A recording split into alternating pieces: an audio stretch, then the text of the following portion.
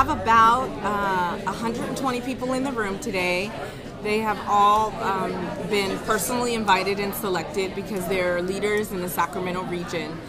And most of them are with organizations that fight for equity and justice and for the rights of folks that are often marginalized. We have labor folks in the room, we have disabled folks, we have Latino caucus groups, and a variety of groups in the room, and we're coming together to talk about how we can form an organization here in the Sacramento region that will have the power to make decision makers do what we want them to do in regards to supporting the people, working class people, poor people, marginalized people, and that's why we're here today. Now, you're the director of CORE, the Coalition on Regional Equity. Is this different than CORE? I mean, how does it relate to the work that you're already doing? Well, it's very related to the work that we're doing. CORE is an organization that, in fact, does organize groups to work on issues that affect low-income people and people of color. What has suffered in the Sacramento region as we develop this network of groups is that we have not reached far enough into the communities and far enough into the organized group, like churches, like labor unions, like folks that are already organized and bring a constituency to the table so that we can more than multiply our numbers. And so this is an attempt to strengthen those relationships and bring those people together in concert to build a stronger relationship.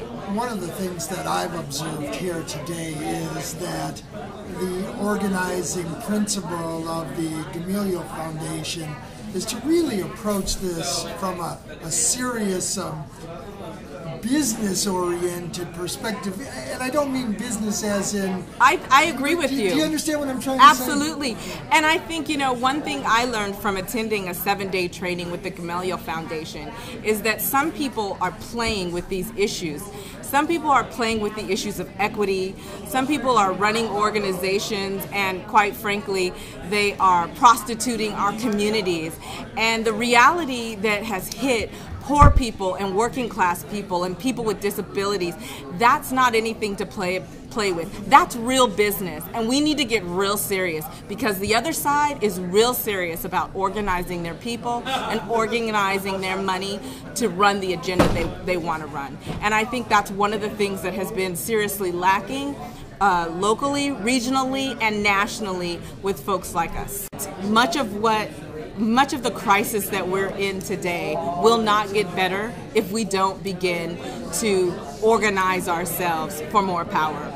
There's not one group that can do it alone. It's not going to be something that the labor movement is going to be able to move by themselves, not something that the disabled rights community will move by themselves, or African Americans or Latino Americans. We're going to have to come together across interest groups and across sectors, identify our values, and when we get down to the values, most of us at our core value level share those values, and we will have to work together. We will have to work together to change the tide and transform the way politics is done in the Sacramento region.